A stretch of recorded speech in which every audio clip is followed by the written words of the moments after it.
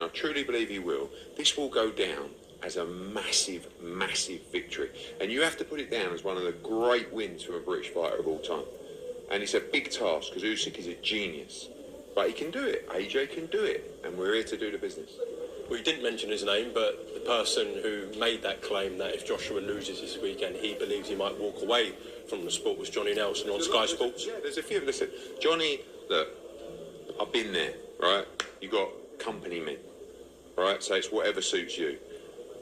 A couple of months ago, when AJ was signing with Sky, this guy was the greatest heavyweight on the planet. He could beat Tyson Fury. Whoa, he's going to take it to Alexander Usyk. Now it's like, let's post pictures of Usyk with, you know, hearts everywhere. And, you know, if AJ loses, whoa, all of a sudden, he's pledged his long-term future to DAZN. And it's like, they want him to lose, but of course, it's business. You know, this is the game we're in. But Johnny, you know, Johnny says some bizarre stuff anyway. But it's just, I don't understand it. I don't understand. You've got a young man trying to beat the pound-for-pound number one, and you want to say that if he loses, he should retire. Like, just celebrate the fact that this guy's taking on the best challenges as a sport. And, you know, like I said, if he would have signed with Sky, you know what the hyperbole would have been this week. This is the guy, this is redemption. He's going out, oh, he's going to win this, then he's going to fight Fury. And instead it's like, you know, pound for pound number one Usyk, and if AJ loses, he should retire. So, fuck everybody. I don't care about opinions, broadcasters, pay-per-view, anything. I'm not here to push anything this week other than victory for Anthony Joshua. Those are the words of Eddie Hearn as he, as you heard, says fuck everybody. And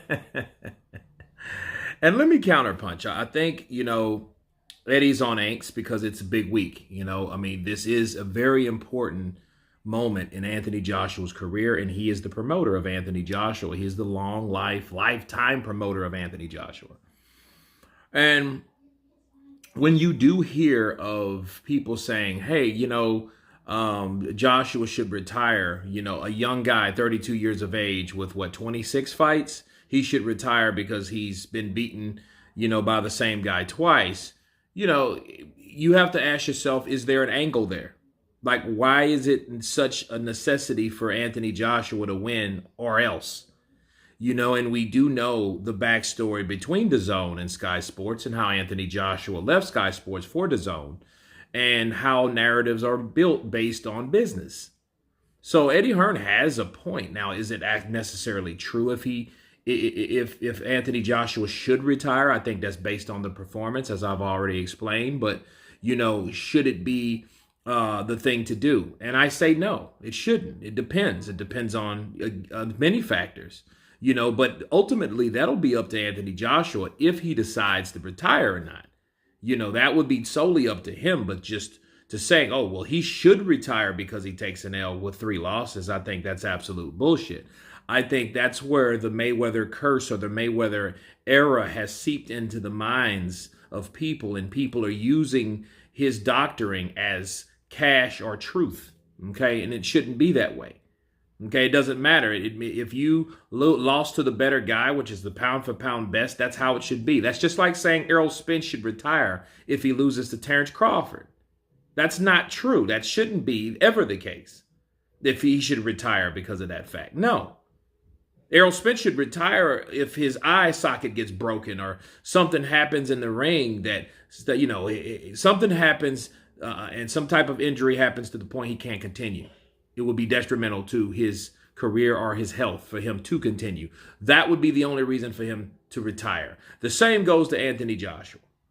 You know, the guy's a millionaire, and for them saying that may be the case. But I do agree, Eddie Hearn may have a point, because the question you ask yourself is, what if Anthony Joshua was still with Sky Sports? What would that be? They're already bumping up that amount like crazy to see that fight. You know what I mean? So I think, you know, there may be an angle to follow a narrative there because Anthony Joshua is no longer with Sky Sports. You know, now to say, is Johnny Nelson bought? Who knows? But we do know he works for Sky Sports.